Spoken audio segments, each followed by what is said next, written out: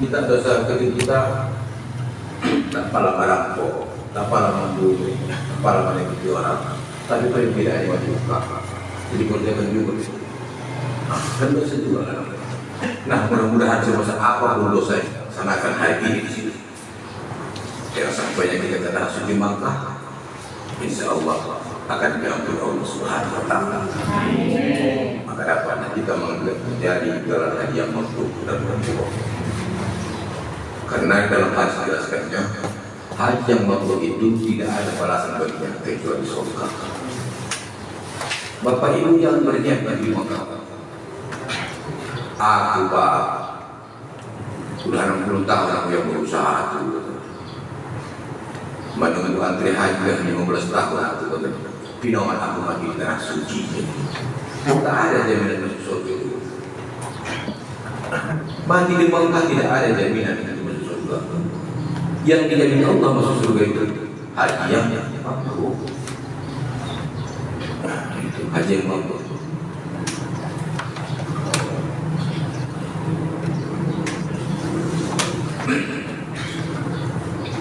Bapak Ibu sekalian, ibadah haji merupakan rukun Islam yang kelima dan diperlukan bagi setiap muslim yang mampu, baik dalam bentuk kesanggupan, kesehatan fisik, ekonomi dan keluarga. Itulah haji bagi yang mampu, sanggup ekonomi, yang berangkat dan yang ditinggalkan. Jangan gara-gara mendaftar haji ulang-ulang setelah pulang dari sana membayar saya. Terakhirnya sakit gara-gara membayar hutang, bisa tidur. Nah, jangan seperti itu. Dan haji ini merupakan ibadah fisik. Ibadah fisik, ibadah haji. Tapi alhamdulillah pemerintah Arab Saudi sudah menyampaikan ke Indonesia. Pemerintah Indonesia dalam Menteri Agama ada istilah mulu dalam pelaksanaan ibadah haji. Bapak Ibu, dilanjutkan.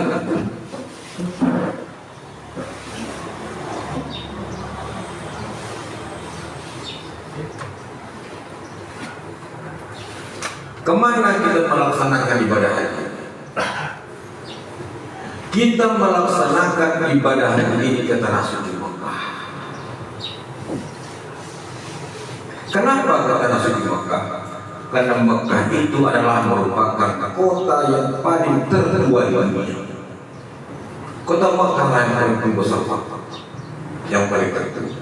Bukan Amerika, bukan Jakarta, bukan Bali, tapi Makkah. Kenapa harus ke Makkah? Kenapa harus di sini pertama kali? Bapak Ibu, kita balik kembali kepada sejarah. Dulu kita sekolah Arab, sekolah Makkah. Guru kita menerangkan, pertama kali Nabi Adam itu tinggal di mana? Di surga. Dengan istrinya Siti Hawa. Datang perintah Allah kepadanya, wahai Adam, semua isi surga ini bisa kau nikmati. Semua jenis makanan silakan makan. Fasilitas yang ada silakan. Mobil yang ada mobil. Sekarang yang apa? Silakan nikmati, kata Allah. Cuma yang tak boleh menikmati ada cuma dua. Apa itu? Memakan buah kurbi dan buah kulbi. Itu yang dibilang Nabi Adam kepada itu yang diceritakan Allah pada Adam. Begitu Allah siap memerintah itu tadi, datanglah iblis Adam. Mustahil semua. Masa kau tinggal di surga tak bisa kau nikmati buah kulbi sebuah kulbi? Tak jelas itu ada. Makan saja. Apa itu yang dilarang buat itu? Nabi Adam memakan buah kulbi bapak ibu. Begitu dimakannya tersendat ke sini. Inilah yang dikatakan jatuh menurut ilmu kedokteran bagi laki-laki. Ya kan Pak? Kan sejarah. Siti Hawa dimakan dalam buah kulbi. Mau ibu, itulah yang menjadi buah dada perempuan. Itu sejarah. Setelah itu dimakan Nabi Adam buah kulbi dan buah kulbi tadi, maka diusirlah dia dari surga, dikembalikanlah dia ke bumi. Nah, dia turun ke Adam turun ke bumi yang pertama kali di kota Makkah. Ketika Adam di kota Makkah, dia tidak berjumpa sama istrinya Siti Hawa selama 40 tahun. Ketika beliau berjumpa dengan istrinya Siti Hawa,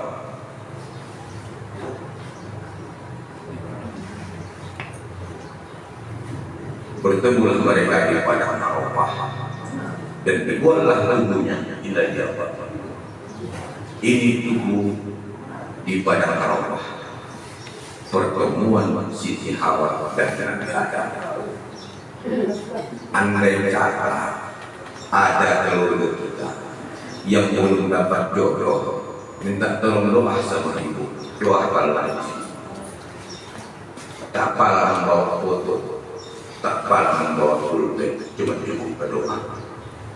Karena tahun 2009, 2015 saya tempatnya masih tulisan.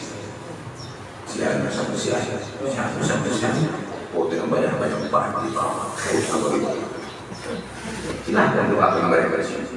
Mudah-mudahan si Uco, sama si Uco yang dapat jodoh ya Allah. Di mana doa?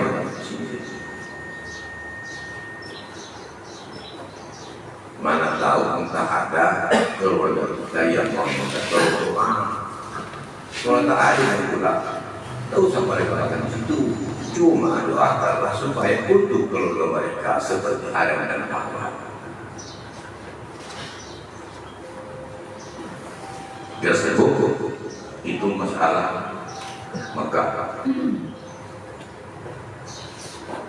sejak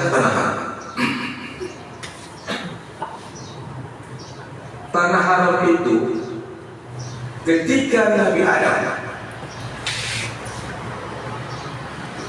keluar dari surga tinggal di Makkah, berdoalah Nabi Adam, ya Allah, lindungi aku dari godaan iblis yang terkutuk menggoda aku ketika aku di surga.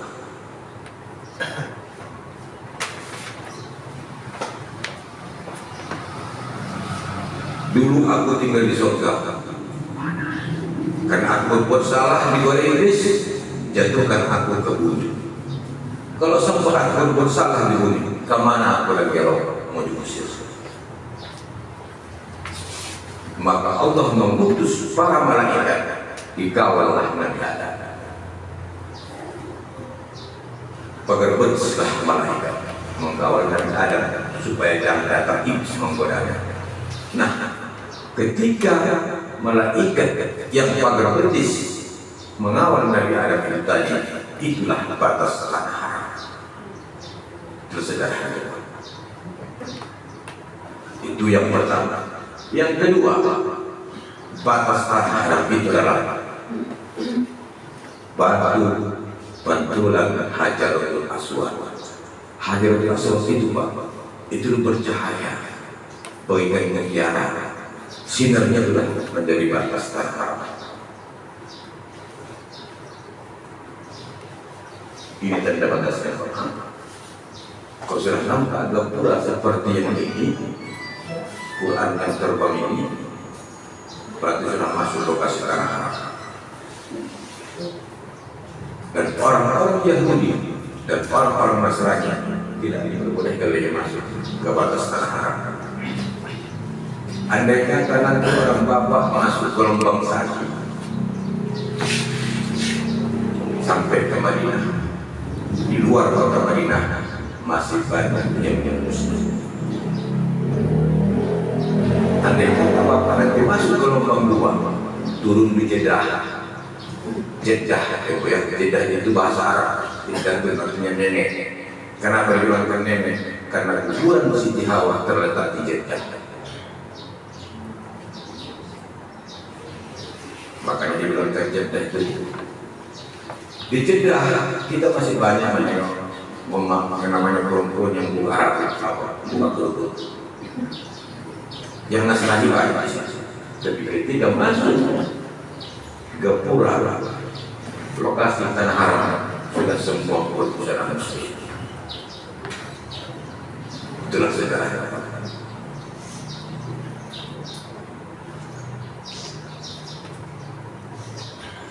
Mesti menggunakan.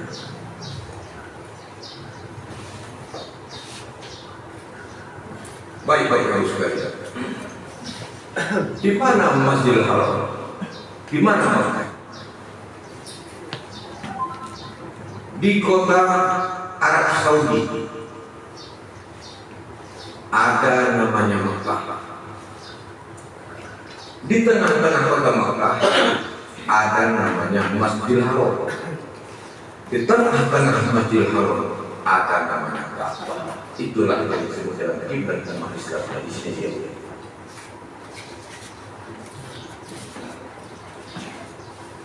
Berapa luas Masjidil Haram ini? Itu 25 hektar Pak. Kalau Masjid Nabawi 45 hektar. Masjidil Haram 25 hektar bisa menampung jamaah 3 miliar. Masjid Nabawi 40 hektar, 45 hektar hanya bisa menampung jamaah 1,5 miliar. Karena apa lebih banyak? Karena jamaah di Makkah Masjidil Haram itu menghadap ke Ka'bah semua. Jadi bakal ini biasa. Kalau di Masjid Nabawi sudah siap jamaah biasa. Nah itu bedanya. Makanya lebih banyak di Masjidil Haram Makkah.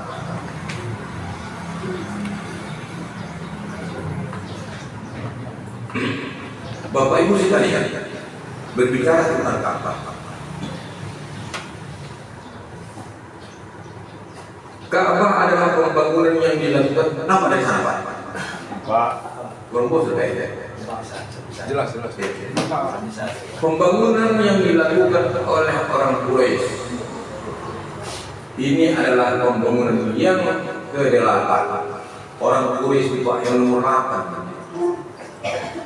Jadi yang pertama kali membangun Ka'bah itu adalah malaikat. Kalau pelajaran kita di sekolah haram Pak, siapa yang enggak? Ibrahim. Siapa putranya Ismail? Itu dalam bahasa dalam apa? Kalau dulu yang kita tahu. Sebenarnya Bapak Ibu sekalian, yang pertama kali membangun Ka'bah itu adalah malaikat.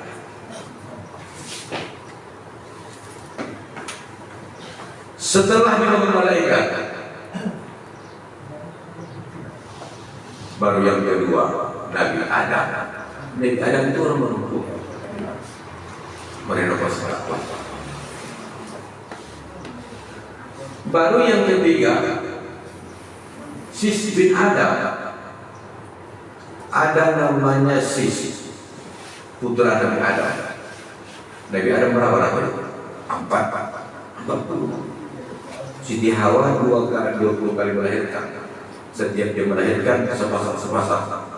Jadi Nabi Sis itu adalah nomor yang 40. Dialah orang yang nomor 3 membangun Ka'bah. Baru yang nomor 4 adalah Nabi Ibrahim. Itulah yang selalu diceritakan oleh guru-guru kita. Nabi Ibrahim itu adalah orang yang nomor 4 membangun Ka'bah.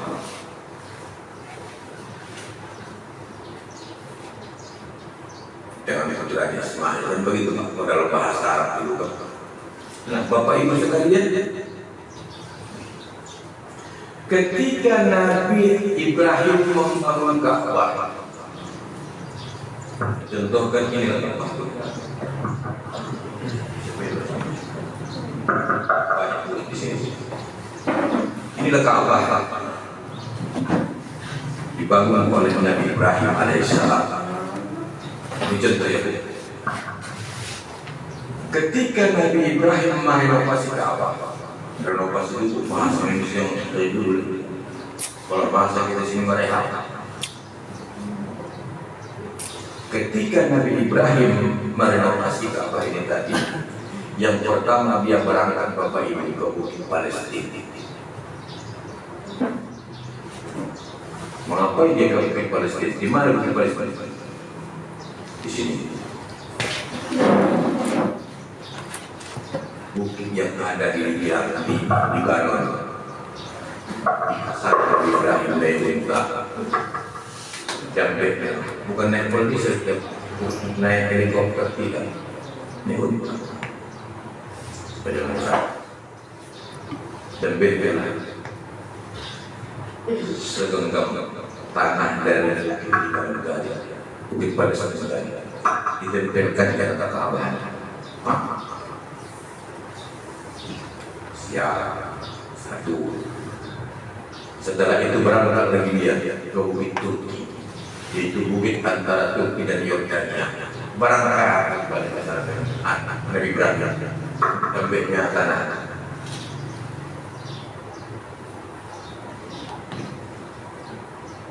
Satu genggam. Kalau bahasa orang kafir sepuluh kita digenggam. Segenggam. Tempelkannya apa? Udah dua. Baru yang ketiga berangkat lagi dia ke Bukit Judi. Di sana ada namanya Bukit Judi. Bukit Judi itu adalah tempat terdapatnya kapal Nabi Nuh. Beda sama di Indonesia. Di Indonesia Bukit Judi, di sana Bukit Judi. Nah itu beda. Berangkat Nabi Ibrahim. Diambilnya lagi, tempelkannya di masjid di Ka'bah. Habis dari Bukit Judi, pergi dia ke Bukit Tursina. Di mana Tursina itu? Di Mesir. Pergi dia ke Mesir. Sampainya juga lagi. Segenggam tempelkannya di Ka'bah. Setelah itu lagi berangkat lagi dia ke Jabal Nur. Jabal Nur itu adalah buah Hira. Dembiknya segenggam lagi tempelkannya Bapak Ibu di Ka'bah.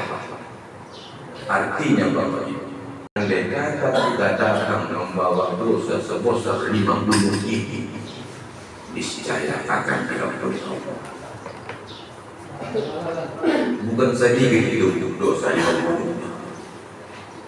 Kurasa andai kata malu gigi 50 mulai dari tambah guna mati itu bocah itu udah membunuh itu sudah itu. Tapi walaupun kita datang dari ke Ka'bah dalam pelaksanaan ibadah haji membawa dosa sebesar 50 kita ini, niscaya akan diampuni Allah Subhanahu wa taala. Begitulah saya.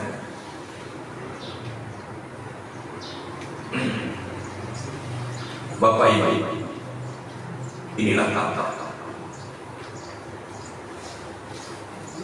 Tidak ada. Tapi tak boleh kita masuk. Yang boleh masuk ke dalam Ka'bah itu hanya tamu negara, pejabat, pelengkap Nabi Sallallahu Alaihi Wasallam. Apa rupanya di Ka'bah? Bapak Ibu, sebenarnya di dalam Ka'bah ini adalah disitulah kuburan Nabi Adam. Tahu. Dalam Ka'bah itu kuburan Nabi Adam. Cuma itu sangat-sangat rahasia, sangat-sangat dirahasiakan dan sangat dirahasiakan mengambil itu. Yang paling ceritakan sama siapa? Itu juga cerita kita yang hari dua ini. Kenapa? Kalau besok orang-orang mengambil itu direbut orang itu. Jangan kamu anggap ada itu atau kamu saja, kita atau kami juga kamu juga. Tak usah pada jauh. Hari ini Nabi Muhammad disrokan dari Masjidil Haram ke Masjidil Aqsa di Palestina. Sampai hari ini Palestina masih berusuh. Kenapa? Mau diambil orang Israel, orang-orang Yahudi. Itu baru masjid. sempat kubur Nabi Adam, pasti direbut mereka. Makanya ini sangat-sangat dirahasiakan, hati-hati Bapak. Jadi Ka'bah ini adalah makam Nabi Adam.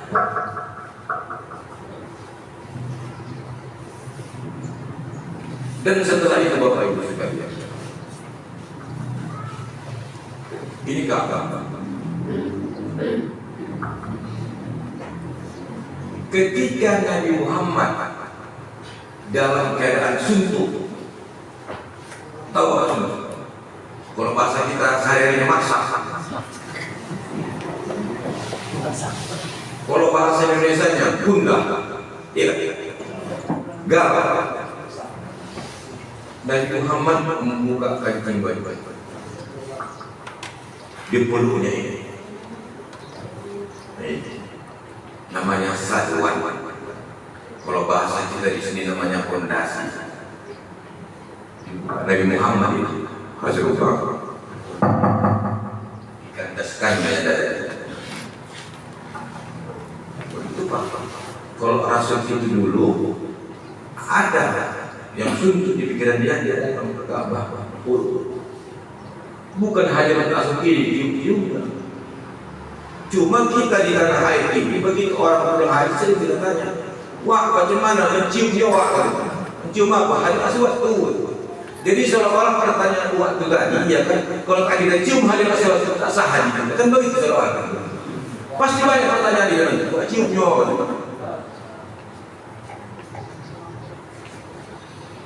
Padahal yang dilaksanakan Rasul itu bukan cuma begini pun. 3 doa Rasul ketika memeluk sentuhan kita. Yang pertama, ya Roh, kata Rasul, jangan kau buat umat-umat kelaparan. Itulah doa Rasul. Rasul pula dia akan bikin umatnya. Itu yang pertama, doa Rasul.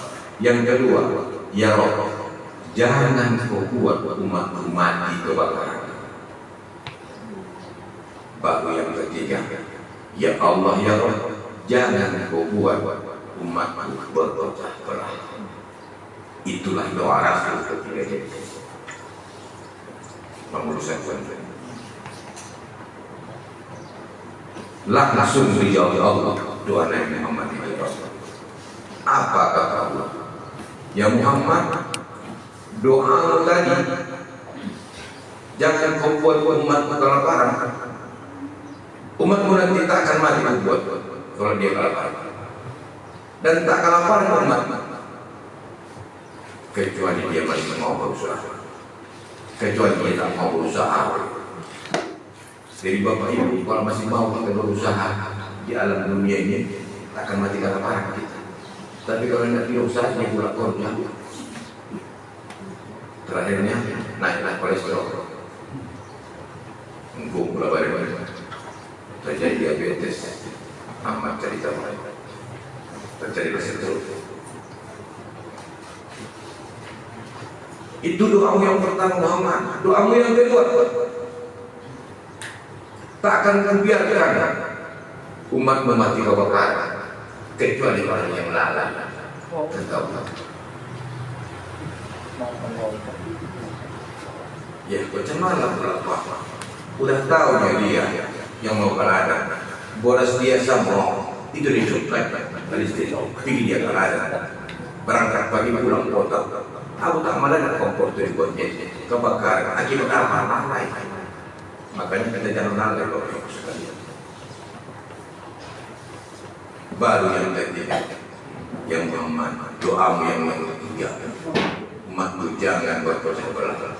Di akhir zaman nanti umatmu akan berpecah belah.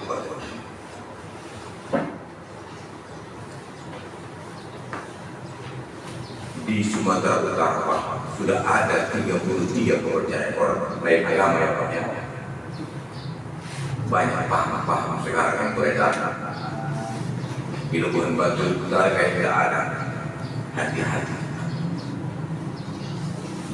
Yang penting kita tetap dalam hal perjalanan. Ahli sunnah wal jamaah. Itu Pak cerita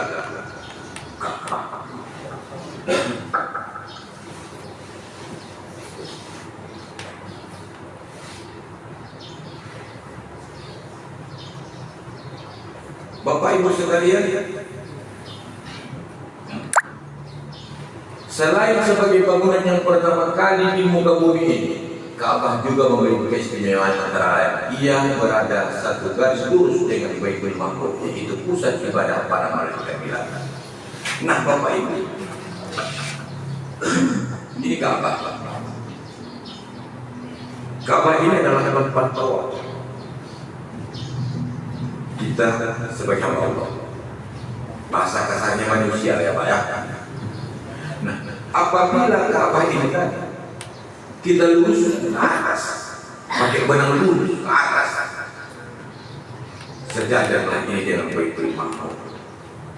Baitul Ma'mur itu adalah tempat tawaf para malaikat. Jadi kalau malaikat tawaf di atas di Baitul Ma'mur, kita harus tawaf di Ka'bah.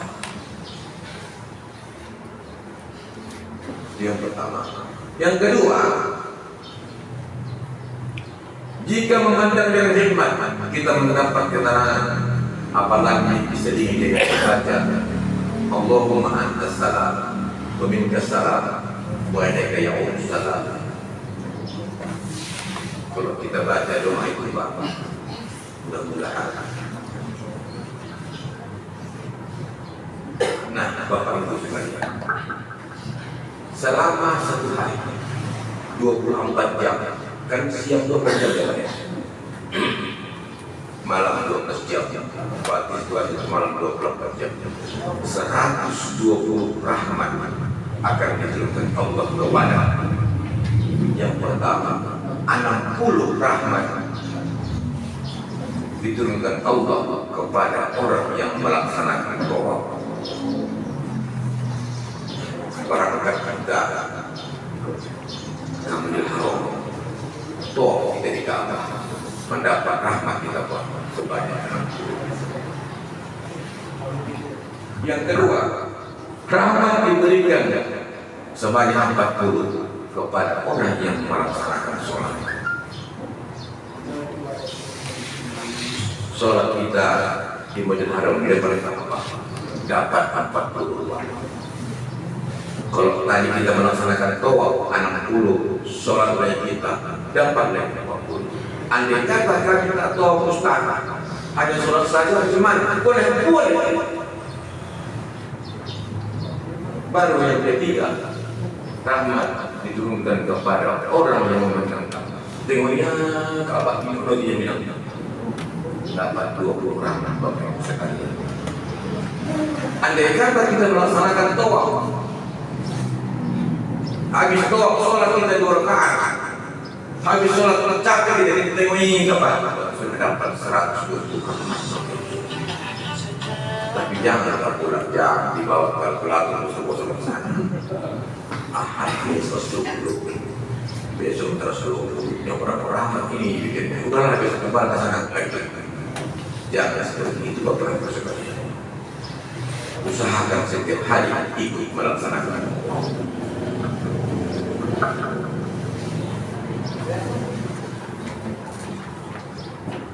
Agar supaya dapat 120.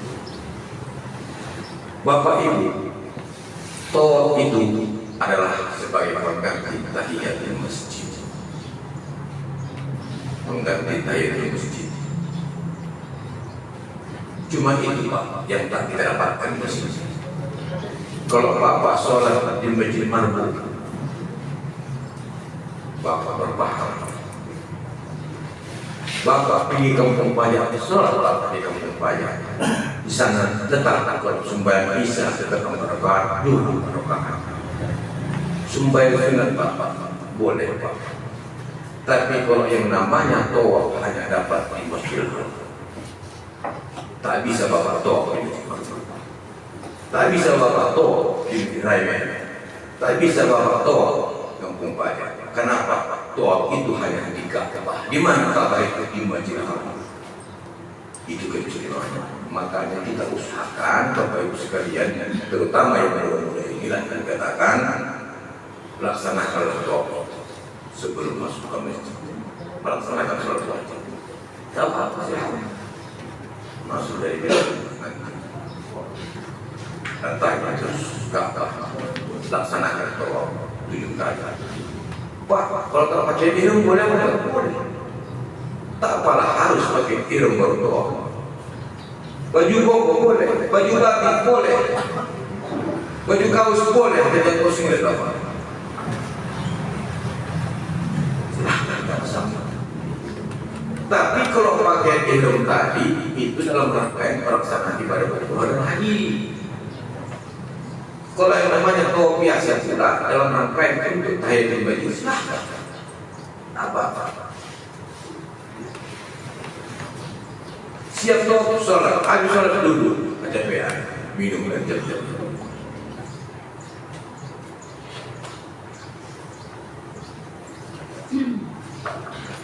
Baru-baru ini Bapak Ibu ada namanya pemijat Ka'bah. Ini dia barang air terpaksa kita di sini. Terus apa kita juga dengan senang Pak kita aja.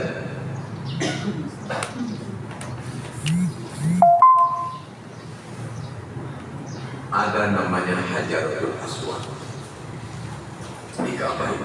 Apa itu Hajaratul Aswad? Ini Pak Dewan. Hajaratul Aswad adalah batu yang berwarna hitam yang berada di sudut tenggara Ka'bah, dilengkari besi putih yang diikat dengan timah terletak kira-kira setinggi 1,5 meter. Nah, Bapak Ibu, Hajaratul Aswad batu mulia atau batu yakut yang diberikan kepada Nabi Ibrahim agar diletakkan di salah satu sudut Ka'bah. Namanya itu batu yakut. Cuman kalau kita di Indonesia ini ada namanya minuman yakut. Tapi yang kalau angkat dari survei itu buatan pabrik.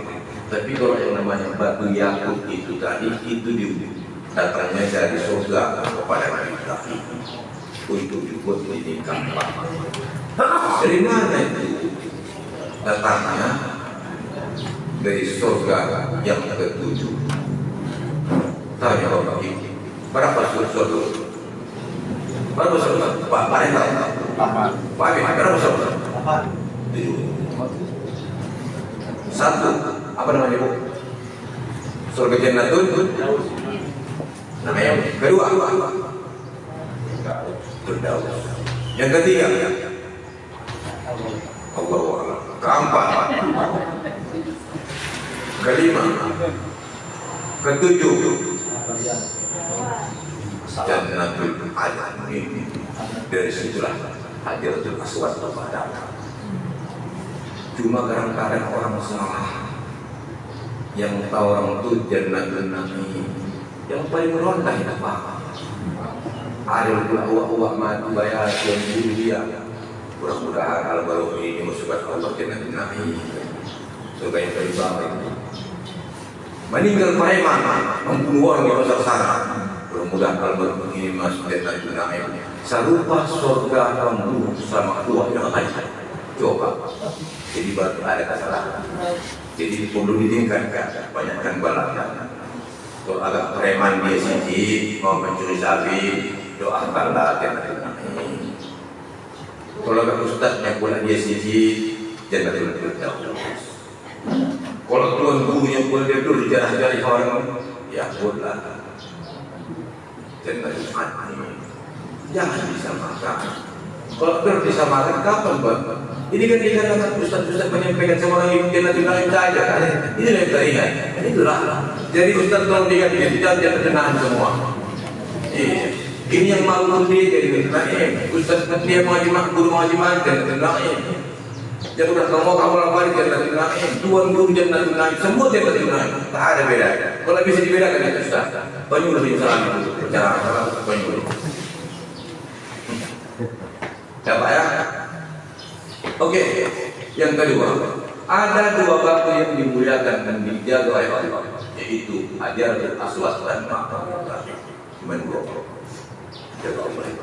Batu Hajaratul Aswad dan batu Maqam Ibrahim. Dan yang ketiga,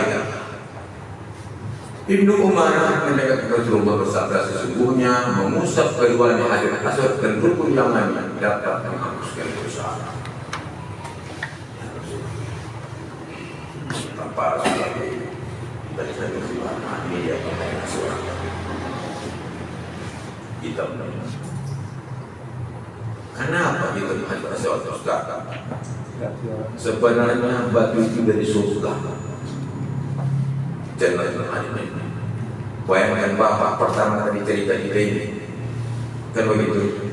Ketika akan turun ke muka bumi ini, Perturan Hajarul Aswad itulah menjadi lokasi tanah haram. Kalau dulu Hajarul Aswad itu Pak berkilau bagaikan mutiara, itulah menjadi tanah haram. Tapi sekarang sudah berubah hitam. Karena apa? Karena banyaknya orang yang berdosa mencium Hajarul Aswad dan mengket dosa itu hitam.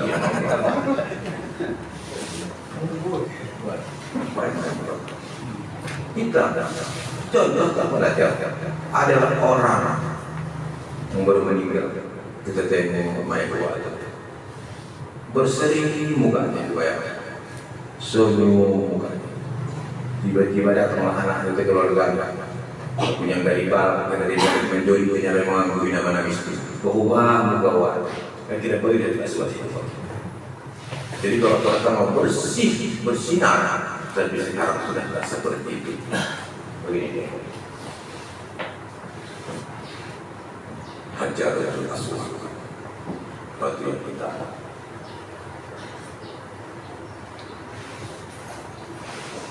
Baru berikutnya ada namanya Muntajam. Di sini dia Muntajam itu. Siapa kalau? Nah, Muntajam ini antara Hajarul Aswad dan pintu Ka'bah. Ini namanya Muntajam ini. Ini pintu Ka'bah. Ini Hajarul Aswad di tengah-tengahnya. Antara Hajarul Aswad dengan pintu Ka'bah. Ini namanya Muntajam. Tempat untuk doa. Silahkan Bapak Ibu setelah selesai tawaf, sholat di situ. Sejajar dengan Muntajam tadi. Semua doa-doa keluarga itu Bapak Ibu mohonkanlah di situ. Agar supaya kita menjadi anak yang soleh, berbakti kepada kedua orang tuanya, doakan di situ. Supaya sukses lulus P3K, supaya prioritaskan P3K bulan 4. Amin. Ini kan berubah-ubah kepada yang nanti kita buka. Nggak sedih lah. Baik. Di mana itu? Di Muntajam. Terus lanjutkan. Baru Hijr Ismail. Hijr Ismail itu Bapak Ibu sekalian lanjutkan ke bawah. Maka ini dia.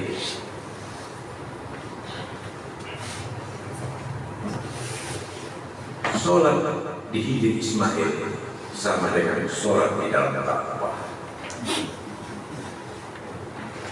Saya Pak tahun 2009 masuk ke Ismail. Tapi tak sengaja karena didorong orang seperti main-main Indonesia. Begitu didorong, kok saya pun masuk di sini. Sholat saya di rakaat. Orang susah mendapatkan ini. Saya karena didorong masuk ke situ. Nah, begitu. Jadi sholat di sini sama dengan sholat di dalam Ka'bah. Tadi kita potong aja Pak. Izin 12. Terus punya mana? Lagi tadi. Ya, makam Ibrahim. Batu pijakan Nabi Ibrahim. Ada dua batu tadi, yang pertama batu Hajarul Aswad, yang kedua batu pijakan Nabi Ibrahim. Ini dia Pak. Apa di dalam makam Ibrahim ini? Teruskan. Bekas pijakan Nabi Ibrahim. Ketika Nabi Ibrahim membangun Ka'bah, inilah batu pijakan dia. Dari batu berjalan rohnya, batu bergeser dia. Batu naik, batu gaya dia. Batu turun dan sampai akhir. Ini dia. Jadi disunahkan kita untuk melaksanakan sholat. Sholat apa? Silakan. Sholat hajat boleh. Bersyukur boleh. Silakan Bapak Ibu. Banyak banget kita. Lanjut. Ayat mata jangan.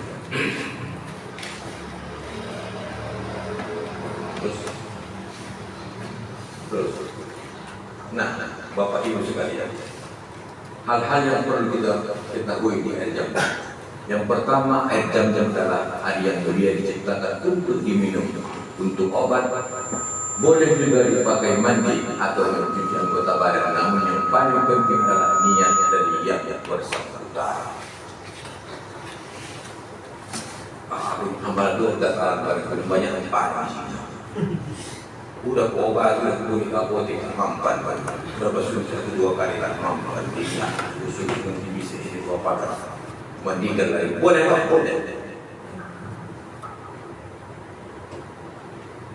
Tapi jangan direndahkan. Kalau direndahkan makruh. Macam mana cara merendahkannya? Begini kan, aku jangan. Ayo mengopi kita ya, ayo. Buat dulu jam. Aku kalau tak minum air hangat tak bisa buang angin aku nanti gitu. Apalah sekadar jam itu supaya minum kopi kita itu namanya merendahkan. Makruh dan dilarang. Kenapa? Air Zam-Zam itu sumbernya dari surga. Jangan sekali-kali merendahkan air Zam-Zam. Ada orang, oh ya, kawan ke Mekah, ya, bawakan dulu jam-jam. Apa ini? Apa namanya itu? Kain putih. Cuci sama air Zam-Zam. Nanti kalau mati buat kamu kain kamar putih, tak ada panggilannya itu. Cuma kalau sudah dibosankan begitu buat bapak, tapi tak ada hadis yang menyuruhnya. Tak ada hukumnya. Kalau bapak perhatikan orang-orang India itu nama saya yang banyak itu ada apa namanya itu kayak hidupnya itu cuciannya kayak Zam-Zam, jumurnya tak paling dikuras. Kenapa kalau mati itu bikin bagian hidung? Silahkan mau jadi bagian apa? Bukan pakai hidung, kenapa namanya? Kapan? Silahkan tidak masalah. Tapi Pak, tidak ada hadis yang menyuruh itu. Ada orang itu.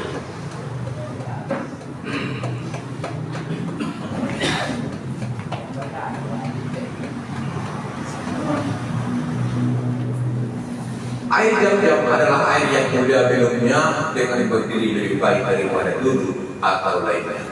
Bapak Ibu, saya kemarin pulang dari Mekah. Ada orang menunggu rumah. Begitu saya suruh air Zam-Zam, berdiri dia, lalu diminum air Zam-Zam.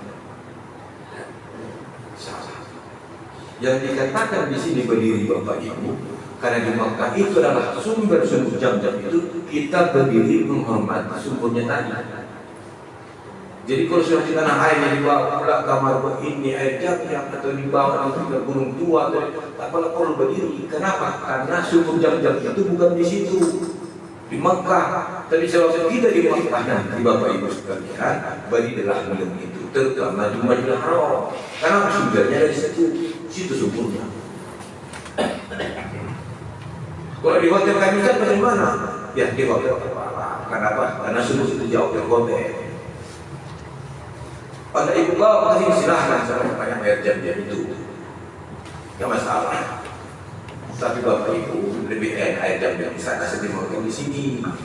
Jauh bedanya. Kalau di sana dingin manis, kalau di sini ada perubahan. Kita contohkan, apalagi kalau sederhana saja. Makan ikan gombong ibu nanti kita nyembalik pasti enak.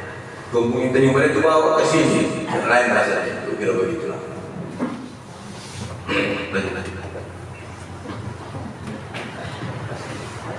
Tawaf di Ka'bah, apalagi di sini mulai dari banyak. Yang pastinya tawaf itu 7 kali berkeliling. Itu mungkin sudah masuk untuk yang lain. Lanjut. Tangan dorong, lanjut. Terus lanjut. Terus lanjut. Nah, sini saya jelaskan sedikit. Masalah sahih, Bapak Ibu, selesai dari tawaf, Bapak melaksanakan sahih. Itu bilang gitu, lampu itu Pak lantai 3. Lantai 3 itu agak padat di sini. Lanjut ke bawah. Ini lantai 1. Orang biasanya mengejar masuk ke lantai 3 sebelum ke bawah. Kalau mau tenang bapak dan ibu dalam melaksanakan syariat, turun aja ke bawah lantai 1. Ini yang asli Pak. Itu aslinya di bawah, di dalam tanah aja. Ini kan tanah di bawah. Ini adalah keramik, dibakarnya langsung tanah.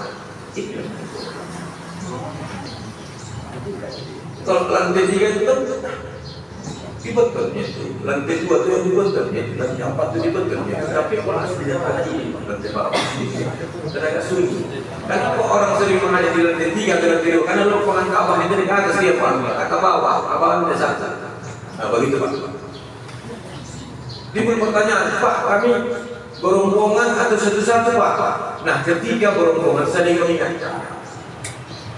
Kalau sendiri-sendiri itu kan Bapak kan desa saja. Mana tahu ada pelaksanaan umroh nah, ya kan? Begitu, agak sunyi ya. Tak apa-apa kali. Terus, apa? Pas yang 12. Ada jalannya. 12. Lagi kembali ke atas. Arafah. Bapak Ibu sudah dikatakan. Al-Hajjul Arafah. Haji itu kuncinya di Arafah. Kurasa sempat anak kami untuk yang lain pasti mengatakan seperti itu. Al-Hajjul Arafah. Haji itu di Arafah. Itu kunci dan itu kunci haji.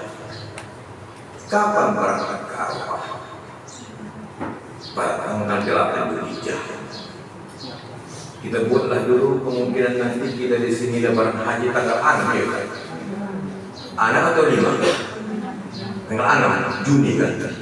Tanggal 6 Juni nanti hari hari tanggal 10 Dzulhijjah. Orang bapak nanti tanggal 8 Dzulhijjah habis selesai sholat zuhur di hotel, orang bapak sudah bersiap-siap mau berangkat ke Arafah.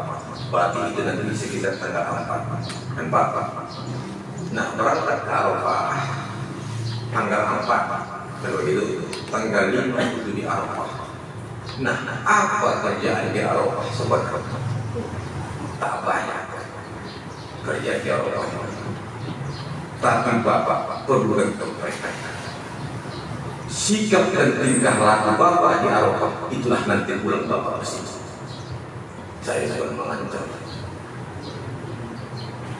Bagaimana bapak di Arafah? Begitulah bapak di sini. Ini berhati-hati di Arafah. Mulai terbit matahari. Terbit matahari berapa Pak? Tengah 7. Jam 6. Oke, jam 6. Jam 6 Pak. Sampai tenggelam matahari. Tanggal berapa? Jam berapa? Jam 6. Dari jam 6 pagi sampai jam 6 sore, Allah Subhanahu wa Ta'ala membuka lapis langit menunggu doa dari bapak-bapak yang ada di Arafah. Banyak yang berdoa di situ. Anak keluarga suruh berdoa di Arafah. Jangan bapak saja berdoa. Pak, doakan aku di Arafah ya, supaya keluar nanti SK-ku 3K 264. Doakanlah Pak di Arafah itu. Tapi ketika bapak mendoakan itu, ingat yang mau sama adikku harus berdoa juga. Kenapa? Biar supaya berjumpa dengan doa bapak. Bukan bapak saja berdoa. Kan yang terjadi kan itu selama ini. Kita saja mendoakan orang di Arafah. Jadi sementara orang menonton keyboard sama menonton cross. Kapan berjumpa? Waktu bisa dia mendoakan dia. Nah itu. Sampaikan kepada seluruh keluarga, sanak famili jiran tetangga. Andai kata ada doa kamu yang mau sampaikan ke sana, kamu pun berdoa juga di sini. Kenapa? Karena langsung diijabah Allah Subhanahu wa Ta'ala dan langsung ditunggu Allah Pak. Kalau masalah doa dimultakan, doa di Gua Hiro, doa di mana lagi tadi Pak? Di apa? Kita buat dulu segala tempat. Tempat yang berdoa. berdoa apa? Mungkin yang Bapak doakan itu tak tahu. Mana saya punya surat kasihnya saya bertanya lain sama Bapak mau berubah doakan apa yang di sana ya. Supaya berubah itu balik itu. Susah anak itu. Iya malam kalau bahasa usaha. Doakan Bapak di sana, tapi ingat dia pernah berdoa juga di sini.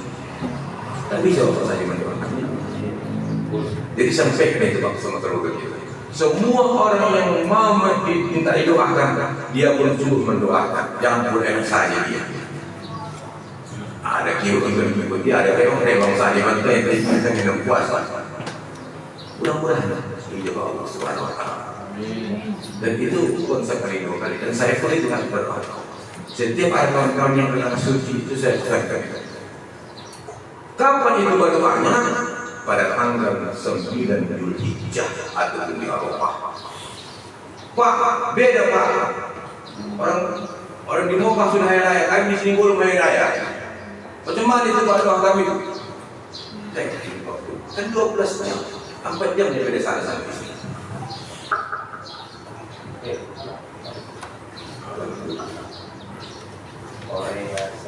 Itulah yang banyak Arafah itu.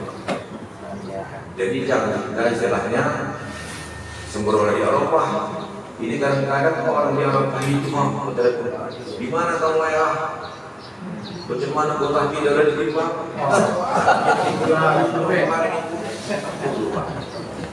Begitu Bapak nanti tanggal 8 Zulhijjah, atau tanggal 7 Zulhijjah, berteleponan sama anak, sama istri, sama suami, atau sama keluarga dan tetangga yang ada di sini. Kami besok di Arafah, jangan telepon aku yang bilang saja. Yang penting berdoa kalau di sini tanggal 9 Zulhijjah. Kapan kamu sampai Zulhijjah? Kami Pak hari apa? Hari Selasa. Udah hari Selasa berdoa aja terus. Jangan pergi ke malam keyboard. Tak usah malam terus. Belum aja Pak. Osami semua keluar itu. Ini kadang-kadang begitu. Udah menjelang mau hari raya ada. Wah ada banyak lagi pihak yang sibuk mencari jodoh pula. Yang sibuk anak menonton prosolah yang ada bawa biar apa waras lagi kapal semua di sini. Nah, jangan kalau suka dia. Kalau memang masih mau untuk begitu doa sama Bapak, doakan dari sana agar supaya doa Bapak itu berkenan Allah. Bapak Ibu sekalian, berapa lama Bapak nanti keluar dari Arafah pada tanggal 5 sampai pada jam 5 9 Zulhijjah. Nah, bagi orang-orang tua kita, lansia, sekarang putusan Arab Saudi ada namanya murur lansia. Jadi murur itu khusus kepada orang-orang tua, didampingi oleh keluarga, itu sudah boleh mengambil batu di Arafah. Kenapa? Karena kita nanti setelah sampai di Arafah, selesai di Arafah, berangkat ke Muzdalifah mengambil batu untuk melempar jumroh daripada orang-orang tua kita yang lansia apa sehingga hancur sebentar melihat kita. Karena batu dah jumrohnya tadi. Nah, Bapak Ibu sekalian, bagaimana kawan-kawan kami yang sakit Pak? Kalau ada kawan Bapak yang sakit sekarang, ya sudah, itu adalah tanggungan rumah sakit membawanya itu untuk dimasukkan ke ambulan dan harus Arafah. Yang sudah sakarat pun ikut Arafah. Kenapa? Alhamdulillah.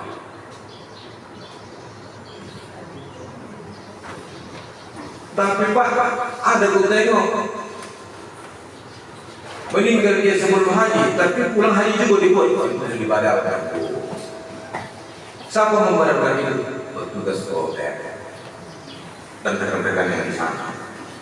Nah itu, kalau mati dia sebelum haji, sebelum melakukan ibadah haji, pulang setelah haji, kenapa? Karena sudah dibadalkan. Tapi kalau masih ada kosa di badan itu, nafas tetap dilaksanakan hukum walaupun hanya secipta selama. Jadi Pak nanti tak bisa dia badan itu boleh daripada orang lain. Kapan dia mau lewat itu Pak? Itu sudah disiapkan. Begitu juga orang-orang tua kami yang lansia. Jadi Al-Hajjul Arafah itu wajib dipenuhi siapapun ya. Jadi ajar Bapak Ibu sekalian, jangan pala banyak berteleponan sama keluarga. Kenapa? Dikala kita nanti ada di waktu di Arafah, ketika di Arafah, itulah nanti yang konklusi. Ada pula saya orang yang bawa ilmunya, wah Tuhan ke sana, berkumpul, bukan namanya. Nah, beruntunglah orang-orang tua kami yang sudah ikut tasawuf. Orang yang tasawuf itu, terutama orang yang sudah suruh, ada namanya ukewal. Nah, sama itu yang ada di Arafah. Amalan yang di sini itu amalkan di sana. Apalagi dalam dua itu. Lagi. Nah, ini dia Bapak. Jawab. Perlu kami sampaikan juga kepada semua. Ketika kita ada di Arafah, Pak, jangan pala jauh-jauh kami. Kenapa? Karena di sana pakaian seragam semua. Yang laki-laki pakai pakaian ihram, yang perempuan pakai mukena. Tak bisa bedakan.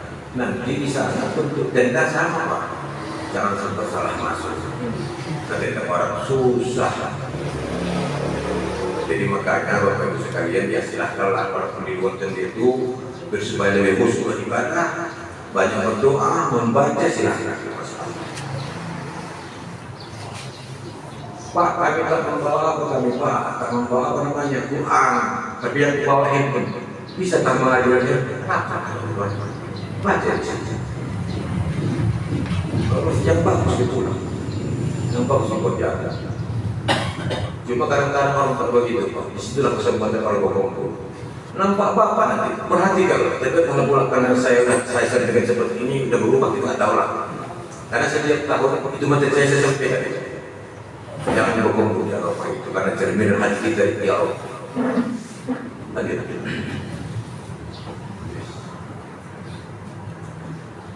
Nah, Bapak Ibu, di Arafah Juhur asar itu jam puasa. Setelah khutbah Arafah.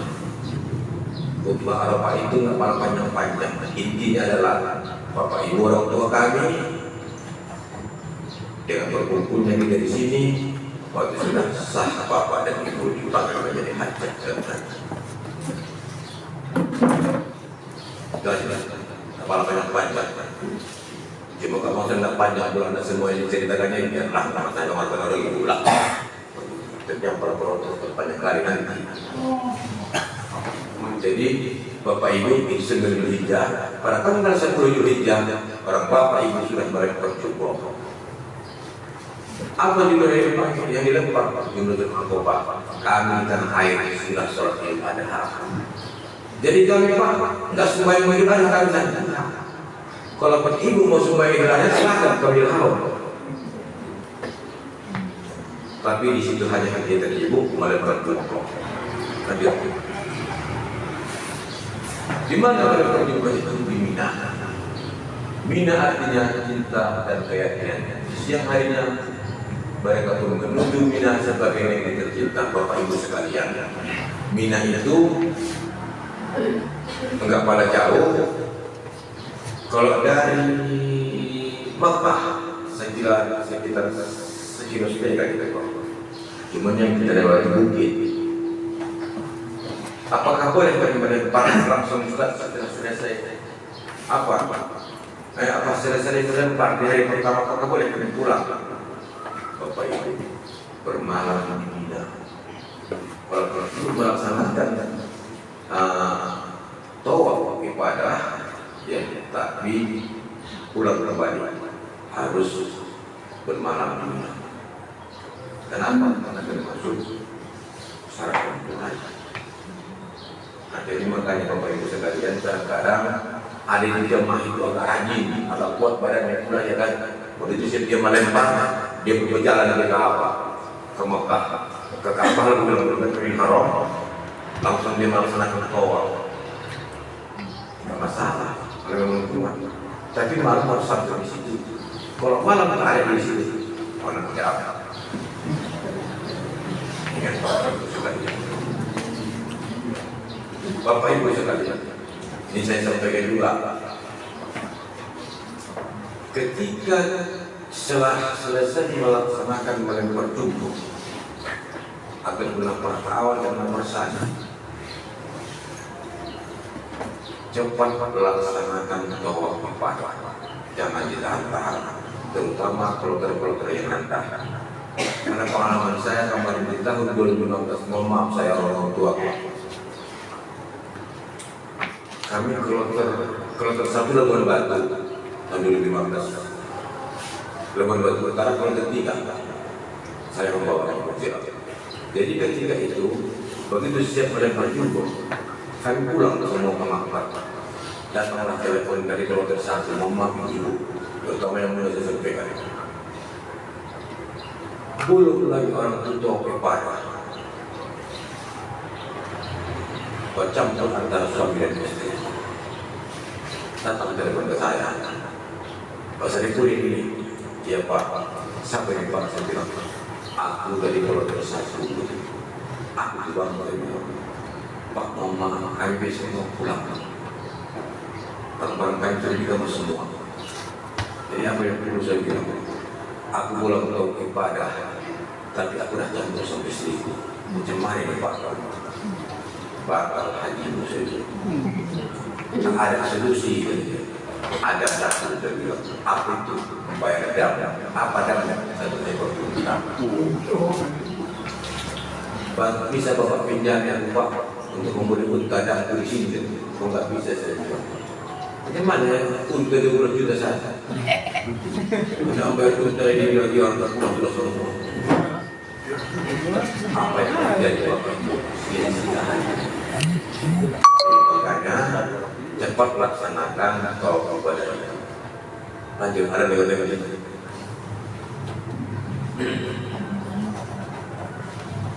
Bapak Ibu sekalian, di hari pertama tanggal 10 kita hanya melempar jumbo apa saja. Perlu kami sampaikan juga, tolonglah keseragaman di antara kita. Apa yang diperintahkan kedua kloter ikuti. Apa diperintahkan pemimpin ibadah ikuti. Apa perintah dia sama karon ikuti. Jangan masing-masing. Karena kemarin bagaimana? Kejadian pendidikan kami di Arafah, di apa? Di Mina, di Makkah. Sebelum melaksanakan Arbina, sebelum ke Arafah, saya rapat, saya panggil semua kawan-kawan dan wakil-wakil masing-masing jamaah itu lapar. Saya rapatkan, kita nampak awal atau nomor sana. Semua menjawab, semua sepakat nampak saat ini. Berarti 11, 12, 13 kali kemarin nampak. Tiba-tiba, begitu sampai di Mina, dan jamaah kita, dan saya sebutkan, saya kira Bapak, karena TPH kemarin itu 10 tahun. Sama jamaah saya, Pak, kami dari kecamatan ini melaporkan. Kalau ini apa bisa bilang? Kami bermohon sama Bapak supaya napar awal. Nanti kalau napar awal kan tanggal 12 sudah pulang, tunggu itu. Apa dia saya? Kenapa kalau yang mengusulkan kabar itu sudah sepakat di Makkah supaya napar sana? Tidak Pak, ini keputusan kami kan? Oh ya saya bilang. Berundinglah saya dengan Bang Hayat Sah. Itu dia satu kloter. Bang, ini jamaah ada yang duluan. Apa cerita kita? Udah deh, begini aja lah. Abang menapar sana, adik-adik napar awal. Oke, saya bilang. Saya mengikuti napar awal. Memimpin jamaah pula Pak. Nah, setelah itu Pak, bayangkan, di tanggal 20